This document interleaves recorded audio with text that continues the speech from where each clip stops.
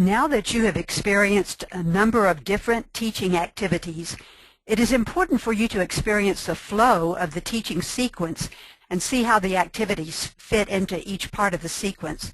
We'll be doing this by examining the novice sample lesson on pages 16 to 18 in the manual. Since I do not have the pleasure of being where you are, I cannot provide for you a demonstration of this lesson, but we'll have a talk through instead. While this lesson is aimed at low-level beginners, it would not be among the very first lessons you would teach at this level. You may assume the students have already mastered the basics, such as "my name is." For the warm-up in this lesson, I move hurriedly about the tables, rearranging books, dusting the table with a feather duster, all the while reciting a portion of a jazz chant. I've got so much to do today, so much to do, so much to do today, so much to do. I've got so much to do, I don't know what to do first. Then I look at the class and say, this lesson is about so much to do, about things we do every day. As I say the word every day, I hold up a calendar and point to the days of the week. The presentation of new language is made with a to-do list.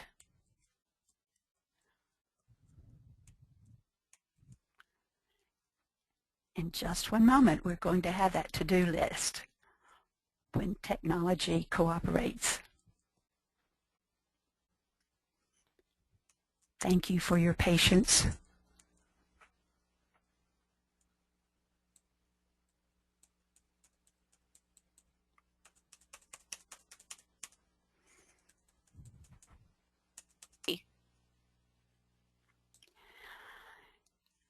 The presentation of the new language is made with the to-do list that finally showed up for us on the screen. If you have a chalkboard, now is the time to refer to the words you have already written on the board, or if you prefer, you may write each word as you come to it. For each word or phrase, you first of all establish meaning with props in pantomime. The examples for you to follow, given on page 16, will deal with the first vocabulary item. The suggestion is to place your palms together for a pillow, pretend sleep, then all of a sudden open eyes wide and say, "Wake up." As this vocabulary item is introduced, place a check mark beside it and say, "I wake up." In similar fashion, you introduce the other vocabulary items. Get up is a two-word verb that's easy to pantomime with yawning and stretching. The next vocabulary item, take a shower, is one of those chunks of language we've been talking about. To get across meaning here, simply use a real bar of soap in your pantomime. For brush teeth and comb hair, you reach for a real toothbrush and comb. With the remaining new vocabulary, you would use real objects, such things as an individual box of cereal with a plastic bowl and spoon, a peanut butter sandwich for lunch, a plastic fork, and an empty TV dinner. Here's another tip for you. All EFL teachers need a large brown paper grocery bag to hold all the props, the bar of soap, the toothbrush, the comb, etc. It is featherweight and takes up no space in the bottom of the suitcase. Following the introduction of each vocabulary item, you'll want to stand next to the vocabulary list and lead in repetition of the new words and phrases. Along with repetition, it is here that you emphasize correct pronunciation, marking through silent letters, clapping the rhythm of words or phrases, drawing a single line to show the rise and fall of intonation, and rewriting words as they sound. Of course, it is not necessary to do all these things for every word, but simply use whichever technique is best suited for a particular word or phrase. If you do not have a chalkboard, you may have a great substitute using a white plastic trash bag opened out to make a single sheet the size you need.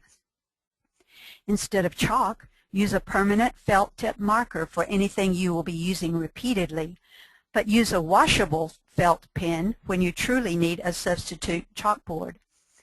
In addition to the fact that this, like the grocery bag, weighs 0 and takes up no space in the suitcase, the white trash bag, with the help of static electricity, can cling to the wall without the help of tape.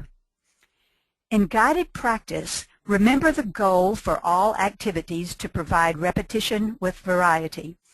The first GP activity is an example of manipulating the language, moving words around in some way. Here we have both a matching and a sequencing activity to be done in pairs or small groups of 3, using laminated copies of page 19, Everyday Activities Guided Practice. Please hold your place on this page 16 and turn to page 19 now so you can see what we're talking about. The matching activity is at the top. You demonstrate what to do and ask the students to do this first and check the answers. Then you demonstrate how to do the sequencing at the bottom of the page and ask students to do this activity. By laminating the copies and supplying washable pens, you can save on printing cost and use the same copies over and over again. When the class is over, simply hold each laminated sheet under a stream of running water to wash off the pen marks.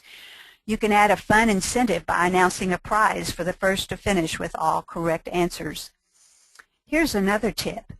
If you want to make the activity last longer, you can ask pairs to check their answers with another pair and then go over the answers with the whole class. If you are short on time, you can simply have the first to finish to read answers aloud for everyone to hear and check their work. There's one cardinal rule that I want to emphasize, and please do make note of this. Always demonstrate the activity before asking students to do it. Do this with a teaching partner or with the best student in your class. You may also ask 2 of the better students to demonstrate their understanding of the instructions. By doing this, you avoid wasting time by having to repeat instructions and clear up confusion. The second guided practice activity is a variation of total physical response, or TPR. Students work in small groups of 3 using laminated copies of the TPR instructions from page 20. Students will have already heard, read, and repeated the new vocabulary numerous times. In this activity, students take turns being the teacher and calling out words while others respond with the appropriate action. There are detailed instructions at the bottom of page 16. Remember to demonstrate this activity before asking students to do it. GP3 at the top of page 17 is the opposite of the TPR activity. Students are in small groups of 3 to 5 for this adaptation of charades. Each vocabulary item is written on laminated strips of paper. Again, you may use page 20 to make the verb strips. Provide a small brown bag of verb strips for each small group. Students take turns pulling out a verb strip and miming the action for their small group. Others in the group use their words to describe the action they see. Remember to demonstrate the procedure before asking students to do it. Communicative practice activities are next up, using the new words in unpredictable ways. The first CP activity on page 17 is an interview. Each student must have his or her own copy of page 21, Everyday Activities Interview. Please hold your place on page 17 and turn to this interview on page 21. You begin by leading students in making a vertical fold down the middle of the page and asking them to fill out the left side using answers that are true for them. The next step is to open out the paper to show the right side as well. Students are to join with a partner to ask each other these questions. Simply follow the instructions given for CP1 on page 17. Note that you first lead students in repetition of the question, "What do you do every day?" And then you demonstrate a sampling of this interview process. As a double check of understanding, this would be a good time to ask 2 students to demonstrate how to do this also. Especially when instructions are a bit more complex, it's good to ask two students to demonstrate how their understanding is. Incidentally, on this handout, you'll notice numbers 4 and 5 have been added for surprise and fun. Both are easily understood with pantomime. Ask students to turn over their interview paper for the next activity for the survey, the second CP activity. Write the questions from page 17 on the board for students to copy. Lead in the repetition of each one. What is your name? How do you spell it? Is that, for example, M-A-R-Y? What time do you get up? What time do you eat lunch? What time do you go to bed? To get across meaning for the last question, use a clock face made from a paper plate or white poster board on which you have glued two different colors to represent the after and till sides of the clock face.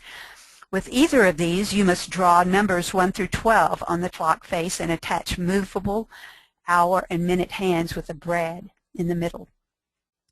Using the laminated clock face provides several examples to demonstrate the meaning of what time do you get up, eat lunch, etc.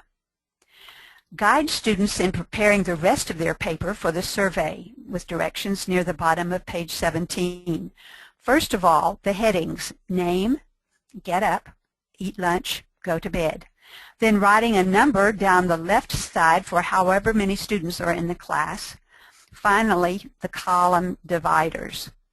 First of all, write answers that are true for you, then erase your information and ask students to write answers that are true for them. Briefly demonstrate the surveying process with one of the students. Next, ask students to walk about the room, asking the questions of everyone in the class. For the cool down, we ask for a quick show of hands to find out who gets up first and who goes to bed last each day. We always want to personalize the lesson as much as possible. For homework, ask students to write in their journals about things they do every day. If limited on vocabulary, they may draw pictures to describe daily activities. To help you recall getting to know these novice lesson activities, please turn to pages 7 through 11 to mark the following in the alphabetized list of teaching activities. On page 7, charades. On page 8, dialogue journal. On page 9, interview and matching. On page 10, sequencing. On page 11, survey and TPR. Let's look now at the lesson plan cover sheet on page 13. We're going to use this and the novice sample lesson as a frame of reference for continued discussion of lesson planning. This page 13 is what you'll be duplicating for planning lessons in the future. An annotated copy is on page 12 to help you remember the reason for each part. The lesson plan cover sheet helps you think through details such as the props and handouts you by writing a single lesson objective, and it makes it easy to file lessons for later use, filing alphabetically by topic. Let's see how this form is used with this novice sample lesson beginning on page 15. The first listing is topic. Research supports the idea that students remember more of what they learn when it relates to a single lesson topic. It is important to keep a narrow focus. Make sure every activity relates to the topic. I have one word of caution for you here. Avoid getting so excited about a particular topic that you begin teaching that topic rather than using the topic as a tool for teaching new language. For this lesson, the topic is everyday activities. Following the topic is a cultural point of reference that we want to build into every lesson for cross-cultural exchange, because we don't want to give the impression that our way is the only way. We want students to know we value what's important to them and want to allow them to teach us about their culture. Next, we list related thoughts, quotations from great literature. You may use related thoughts in two ways. intentionally as a part of the lesson, in pair or small group discussion for warm-up, in communicative practice or cool down. Or you may use it as backup in case you have extra time at the end of the lesson. You see two related thoughts here. Don't put off until tomorrow what you can do today. Tomorrow never comes. And whatever your hand finds to do, do it with all your strength. The single objective is that students will ask for and give information to describe their daily activities. A good objective will always include what students will be able to do as a result of the lesson, but also how you will know they can do it. The objective for this lesson does that. Another example is this. Instead of saying students will learn colors, say students will name colors worn by classmates. This gives you a way to measure success with colors. Level and length are usually determined by your specific EFL assignment. For vocabulary, the general rule is to have approximately 8 to 10 new words in each lesson. But you also want to think of the language you use when talking about the lesson topic. These are the functional phrases you'll want to teach as chunks of language, not as individual words. An example of this would be our formulaic greeting, hello, how are you? Fine, thank you, and you? Fine, thank you. With regard to grammar, I have good news. If a topic is interesting and relevant to the lives of your students, all the vocabulary and grammar they need will automatically be there. You can forget about word list and grammar rules. Students will get everything they need as long as you choose topics and functions with their needs and interests in mind. Think about it. When is the last time you heard students say, I cannot wait to get out of class to conjugate a verb? But they will be eager to talk about topics that are important to them. There will be times, however, when certain grammar points are essential to talking about a certain topic. For example, to talk about places in town or classroom objects, we naturally need prepositions of place, such as next to, between, in front of. And to talk about weather, we naturally need adverbs of frequency. For example, usually, never, always, sometimes. Look at handouts 5 and 6. These will be great resource for teaching prepositions of place and adverbs of frequency. You and your students will have fun with these. Moving on to sources, by giving these details, you or someone else on your teaching team can easily pull things together for using your lesson again in the future. Next, you list all the materials and props your lesson will need. This can be made easier by using sticky notes, one for every item that comes to mind as you plan your lesson. When your plans are complete, simply categorize and prioritize the sticky notes. Things to buy, things to bring from your closet at home, things to make, etc. Listing all the do-ahead tasks will enable you to have the room ready before the first student walks through the door, so you can be standing there to greet each one personally and call each student by name. By keeping a record of the types of activities used in each lesson, you avoid overuse of certain activities that may be your favorites. At the bottom of this page, you see skills emphases. The 4 language skills that must be intentionally developed in the lessons you teach: listening, speaking, reading, and writing. By listing the skills practiced by each activity, you can be sure to have a balanced approach, giving attention to all skill areas. Note that CP1 and CP2 involve all 4 skills. You'll notice also a place for listing any possible pronunciation difficulties. If you do not have access to a copier, simply use a plain piece of paper and list the parts of the cover sheet you see on page 13. This will give you a fine substitute lesson plan cover sheet. Thank you for doing your homework to read about the origin of the Lipson method. In the early 1980s, my friend Glenda Reese created a user-friendly adaptation of the Lipson method, and I have made further adaptations for its use in Beyond Our Borders training. I hope you will soon have opportunity to get a copy of the DVD demonstration of Lipson that Glenda has made. Please check out the order information on her website listed on page 131.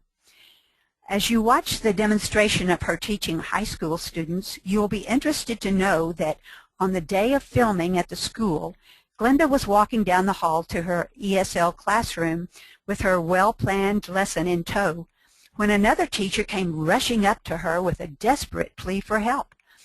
Describing a Korean student who was consistently late for her class, she said to Glenda, "I simply cannot get him to understand the importance of punctuality."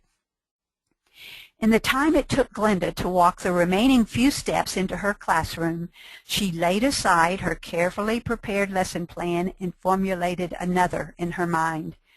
This is proof of how quickly and easily a Lipson lesson can be developed in response to a need. The Lipson method is unsurpassed in flexibility when a teacher must unexpectedly create a lesson with limited or no resources available. It is ideal for EFL. You will also be interested to know that one young man had been in Glenda's class approximately 3 months without talking. On the day of filming, with the relevant lesson topic about lockers and tardy bells, all the stored-up passive vocabulary that had been inside of this student came tumbling out. The results of teaching a Lipson method are exciting indeed. On page 64, you have Lipson instructions with a plan for pair and small group activities to ensure maximum individual talk time. Do take notes as we review these 7 components of a communicative Lipson lesson at the top of page 64. Number 1, core sentences. Use the simplest sentence structure and the simplest and fewest words possible to tell a story. Number 2, vocabulary. Follow the model on page 39 in the sample lesson for listing all verbs together, all nouns, then all adjective and adverbs. Number 3, line drawings. Use simplest form to get across meaning and to prompt language use. Number 4, comprehension questions. Plan for approximately 4 questions to check understanding of the story. Who, what, where, when, in this order.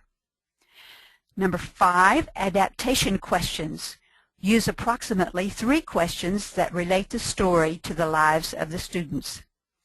Number 6, activities. For guided practice activities, create a close and a strip story. A close is similar to fill in the blank, but more systematic in its design. For beginners, there are fewer blanks. For advanced students, there are more blanks to be filled in. On page 7 in the list of teaching activities, you will find detailed instructions for preparing a close. And for the strip story, here's what you do. Each sentence is written on a separate paper strip. Working in pairs, students arrange these in correct sequence to tell the story. A fun option is to give 1 strip to each student and ask all of them to arrange themselves in order to tell the story. On page 11, you will find detailed instructions for the strip story. For communicative practice activities, you first ask small groups of 3 to tell each other the story in their own words. Then use your adaptation questions in 1 or 2 additional CP activities. And number 7, related real-life topic. Let this be the attention getter in warm-up, or use it to provide closure in this cool-down. Let's take a quick look at the real-life topic used in the closure of the Lipson sample lesson. Turn, please, to the handout of the jazz chant on page 46. You will notice here the gray highlighting of certain words in blank spaces. Each instance of gray highlighting represents 1 beat in the rhythm, a place for a jazzy finger snap or tap of the foot that will help you sustain the rhythm of the chant.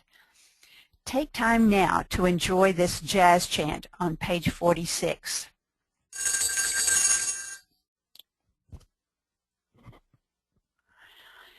As you looked at all the Lipson sample lesson on pages 38 to 46, I hope you were able to see application of the 7 components of the communicative Lipson lesson.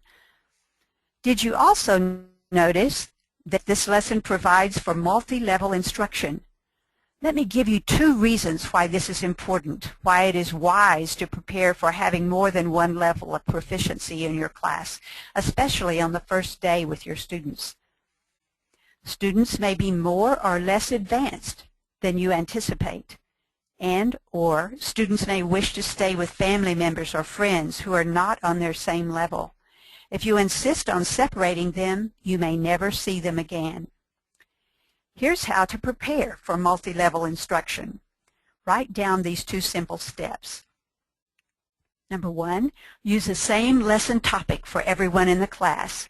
And number 2, plan for an easier and a harder version of each activity. An example of this may be seen in the warm-up of the Lipson lesson, in which lower-level students count to 10, and more advanced students count to 100, then by 10s, 5s, and 2s. Please turn to pages 7 through 11 for marking the activities used in the multi-level Lipson lesson. On page 7, would you place a mark beside add-on, used in this instance as a CP activity for telling a story. Mark also close, the guided practice filling in the blanks that we did to check comprehension. On page 8, mark debate. This is the more advanced CP alternative, considering the merits of being vegetarian. On page 9, mark jazz chant. Although you were introduced to the chant concept earlier as we talked about functions, this is the first instance of having a chant in a sample lesson. Also on page 9, you'll want to mark Lipson. On page 10, mark the question and answer activity used in the Lipson lesson to follow up the presentation of core sentences. Mark also round-robin repetition. This is that warm-up activity, going around the circle, having students count as fast as possible. And finally, on page 11, strip story, used in guided practice. We'll be coming back to these pages one more time, but for now, let's take a step back to examine any teaching activity not talked about thus far. Turn please to pages 22 through 29 for the beginner lesson about leisure activities. The warm-up on page 23 uses semantic webbing, a most versatile, easy-to-use activity that is ideal for introducing a lesson topic. Here's what you do. You write the topic on the board or wall cling sheet using washable ink if you're using the cling sheet. Say what you have written, leisure activities in this case. Draw a circle around it with lines extending out like spokes on a wheel. Give a few examples to let students know what you want them to do. Name leisure activities such as reading, listening to music, and playing games. Let students name what they can, and you write each of their ideas on one of the lines or wheel spokes.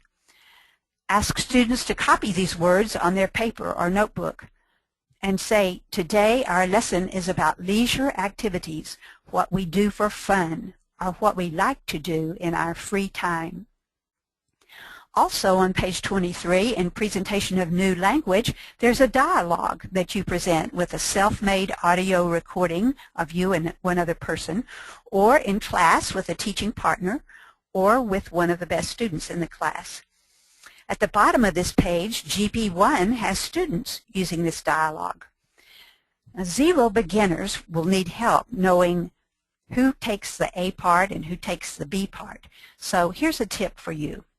Prepare AB squares using small paper squares, drawing A on some and B on others. Distribute a set of AB squares to each pair of students. Whichever square a student holds determines which part he or she takes in the dialogue. After practicing in one round, partners exchange squares to give practice going both ways. Students will be using handouts on page 25 or 26. Hold your place, please, on 23 and turn to see these handouts on 25 and 26. You'll notice that on page 25 there's an easier version, and on 26 a harder version with more blanks to be filled in. Look at the top of page 24. GP2 is an information gap, or info gap.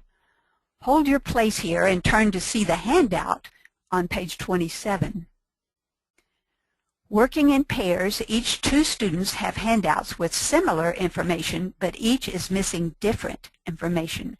Students take turns asking each other questions to fill in their blanks. They do this by speaking, listening, not by reading from the other's paper. Since it is not possible to see me demonstrate this for you, you will no doubt have a better understanding of how your students feel when they want and need to see you demonstrate every activity before you ask them to do it. Please carefully follow the detailed instructions for GP2 on page 24 as you take time to experience the info gap with a partner right now. If you want to keep your copy clean to use later with students, you may use a separate piece of paper for this and draw your own info gap grid.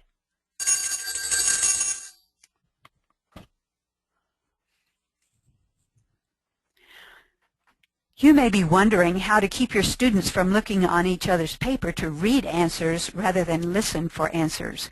Here's what you can do. Make a divider to place between partners by cutting manila folders in half horizontally, making two dividers out of one manila folder. These barriers remind students not to look at their partner's paper. Also on page 24 is CP1, problem solving. Hold your place here and find the corresponding handouts on pages 28 and 29. In this small group activity, the focus is on fluency development rather than on accuracy of grammar. Students use the English they know to collaborate on a specific task.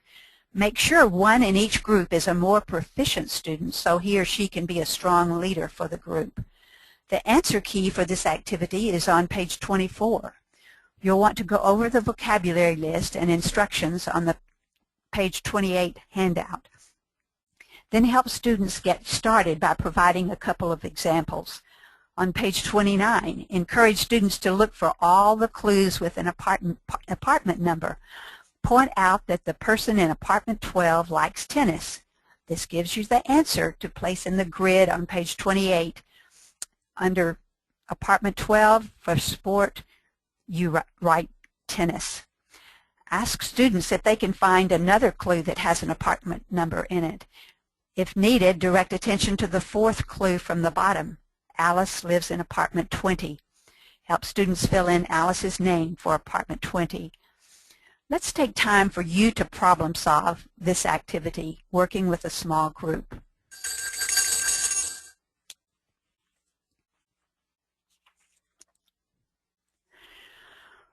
You'll want to plan for a problem-solving, task-centered activity as often as possible. Perhaps you recall my saying earlier that role play is one of the two most effective learning strategies for language learners. Well, problem-solving is the other one of the two. Baker Street activities may be adapted for use with any topic and are always fun to use. Because groups are more interactive with only one grid to fill out, you might want to make copies of the grid only on page 28 and laminate them for repeated use. Look now at pages 30 to 32, the intermediate lesson about life passages. In CP2 on page 32, you have parallel lines, an activity similar to concentric circles. By reading instructions here, you see another simple way to provide repetition without boredom, exchanging information with a different partner each time. Then on pages 33 to 37, you have an advanced lesson about idiomatic expressions of time. On page 34, the warm-up has an interesting way to use dictation. It also includes a listening activity with another way to use a song. At the bottom of page 34 is a multiple choice activity with handout on page 36. Then on page 35 you see GP2, a fill in the blank, with the handout on page 37.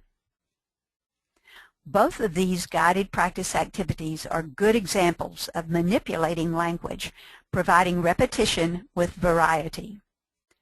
Then on pages 47 to 51, you have a literacy lesson introducing the English alphabet. Let's look at page 49. Guided Practice 3, number 2, uses a chain drill. Think of the way links of a chain are joined together.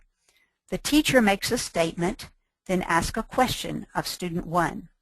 For example, my first name is Doris. What's your first name? Student 1 answers the question, then turns to student 2 and asks the question. On and on this goes until every student has had both answered and asked the question. This provides much repetition without boredom because they hear a different person's voice and reply each time. This activity is ideal for beginning students in exchange of factual information such as name, address, phone number, and birthday. On page 51, Cool Down uses alphabetizing, a simple task that can be used many ways, not only with letters, but with words, objects, or names of students. Students have great fun arranging themselves in a straight line according to first or last names. Now let's go back to pages 7 through 11 and quickly mark these activities that we have just talked about. On page 7, please mark alphabetizing and chain drill. On page 8, dialogue, dictation, fill in the blank, information gap. On page 9, multiple choice, parallel lines.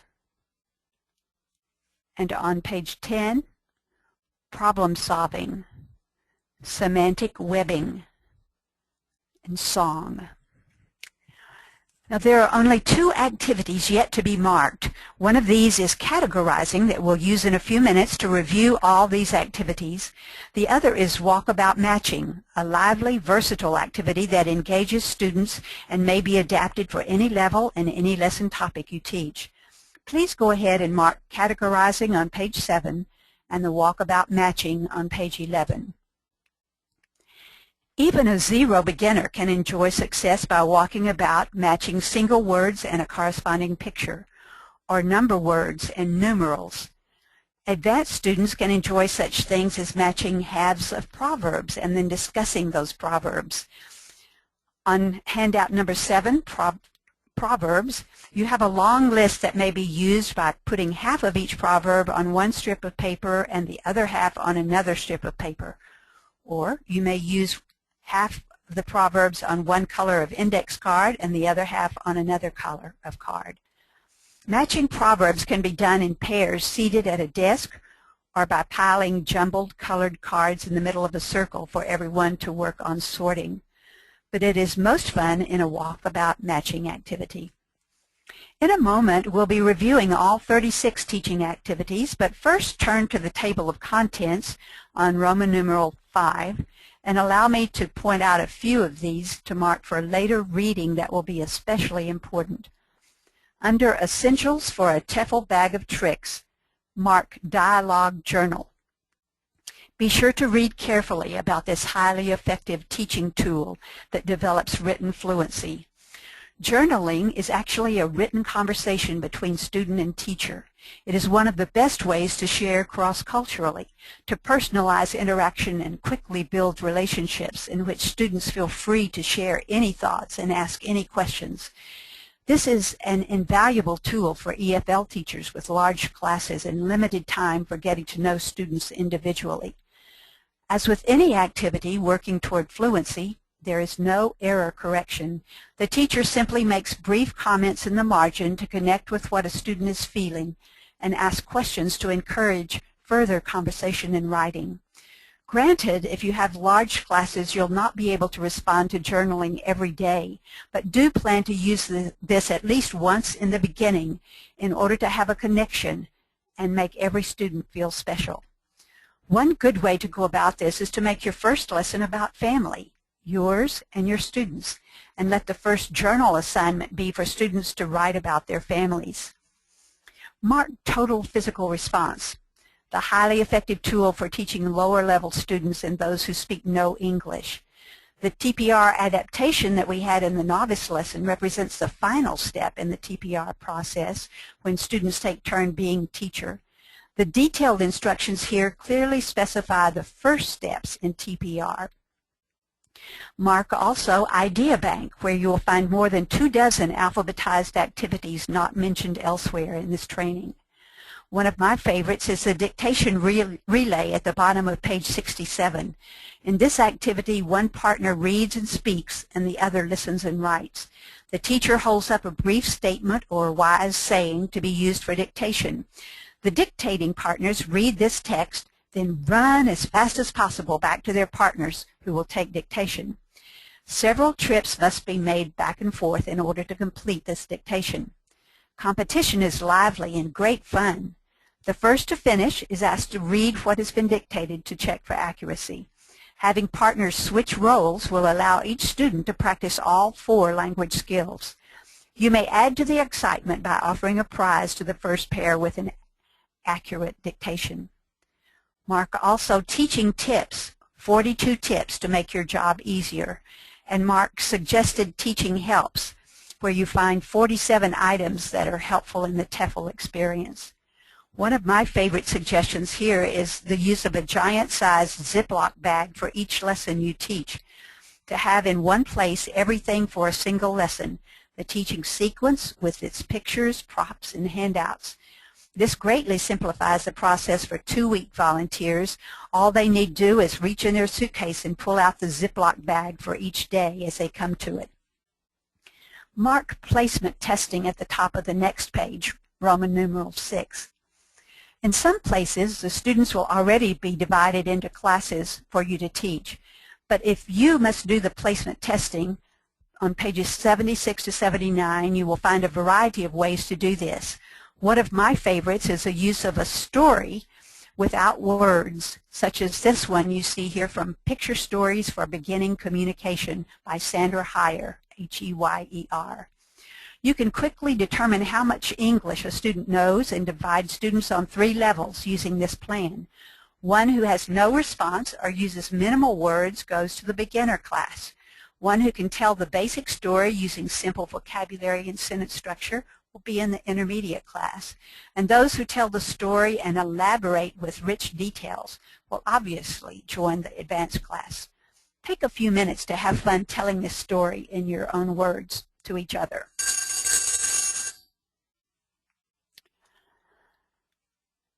If you will be teaching EFL longer than 2 weeks, you'll benefit from reading the helps for specialized classes, listening, speaking, reading, writing, and pronunciation.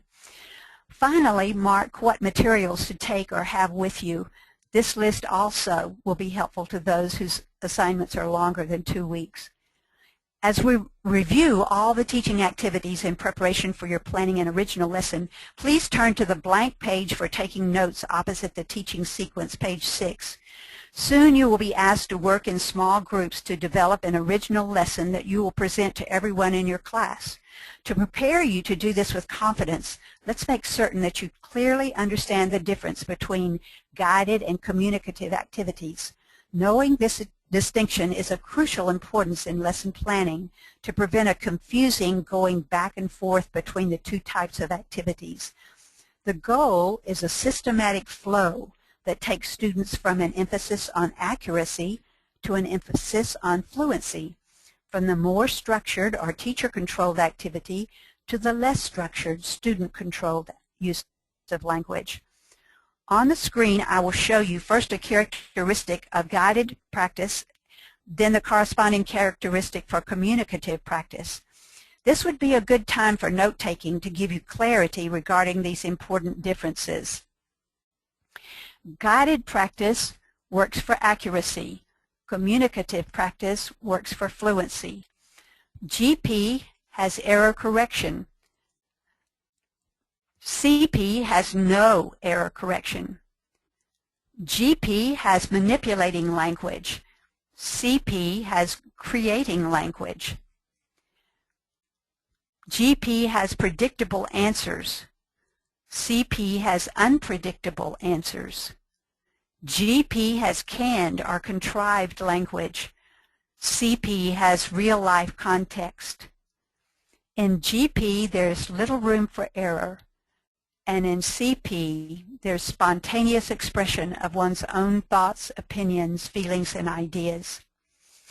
For a further check of your understanding of GP and CP activities, I ask that you please look again on those pages 7 through 11, and with a partner, use a plain piece of paper to cover up the third column for category. On another plain piece of paper, write 3 headings at the top of the page: GP on the left, CP on the right, and between these two, write the words either or as a heading for yet another column on your paper. You'll find that some activities are clearly GP or CP. Others go in both GP and CP depending on how they're used.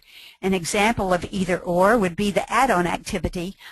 This can be predictable, guided when used for repetition of first names or in review of new vocabulary, such as I'm going to the store to buy an apple, I'm going to the store to buy a banana, I'm going to the store to buy a pear, etc.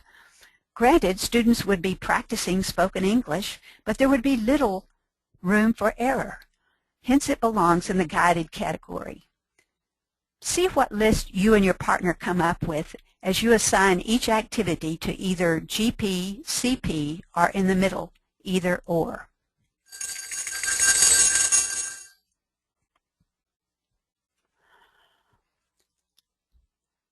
Let's check your work now to see if you correctly assign the teaching activities to these 3 columns. While it's important for you to have a personal understanding of the distinction between these activity types, by closely adhering to the suggested types of activities for each part of the teaching sequence on page 6, you can have added confidence that you are choosing activities that are most appropriate for the GP and CP parts of your lesson. I would suggest that you keep this slide before you in your next assignment to create an original lesson. I ask that you divide yourselves into small groups to work together for this final assignment that is the biggest and most important of all. You will need blank sheets of paper for writing a detailed teaching sequence and a lesson plan cover sheet that will include details of your planning. In preparation for this task, please turn to page 14 to see the reminders for lesson planning. I'd like for you to read all of these carefully, but for now, look at numbers 3, 10, and 13. Take time to mark these as I read them aloud for you. Number 3, long-term memory is enhanced by learning related items. Have a rationale for each activity as it relates to the topic and lesson objective. Number 10, nothing should be taught only once. Repetition is essential, but with lots of variety. It is better to teach one thing 8 ways than to teach 8 things the same old one way. Number 13, avoid teaching too much in a single lesson. Keep it tight, like a laser beam rather than a strobe light. Teach a little, practice a lot. Before beginning your collaboration, read thoroughly Handout 8, Tips for Creating a Communicative EFL Lesson. Every word is important and will make your job easier. You may disregard number 7 unless your class is large and you happen to have a handy overhead projector with transparencies. After making your plans, practice your presentation to make sure everyone knows what his or her part will be. And then plan to begin precisely with your very clever warm-up. Then share a sampling of each teaching activity. You're to present just as you would with actual students. If time permits, you may choose to teach your entire lesson from beginning to end. Here is the checklist of essential elements that can serve as a challenge to you in preparation and as a way for your audience to evaluate your presentation and provide useful feedback. First, the topic must be relevant to the real-life needs and interests of the students. The objective tells what students will know and how you will know they know it. You will have all activities related to the lesson topic or story. you will have at least one activity using pictures. Then the clearly distinguished 5 parts of the teaching sequence will follow. Warm-up, presentation of new language, guided practice, communicative practice, and cool down. Upon completion of your creative lesson preparation, I look forward to seeing what you have done. I ask that you please send me electronically a single copy of each lesson prepared by a small group. This will enable me to see how well you understand what you have experienced in this training and will make possible useful feedback on your work, which I will in turn share with you. Upon completion of this final step, it will be my pleasure to issue your well-earned certificates. It has been my great privilege to assist you in your preparation to be the best EFL teacher you can be. In conclusion, I'd like to share a delightful story from Dunbar's Cove by Borden Deal, who tells of a mountain family, a ma, a pa, a teenage son, and little Miss Hattie, who was the apple of her pa's eye. At noon one day, Miss Hattie draws a bucket of water and takes it to the field and to her pa. As he drinks of the cool well water, he says, "Miss Hattie, somehow this water always tastes better when you fetch it." To which she replied, "Oh, Pa, you know it ain't nothing but old well water." "But Miss Hattie," Pa says, "when you fetch it, it always has the taste of love in it." As a goodwill ambassador, make sure that all you do has the distinct taste of love in it.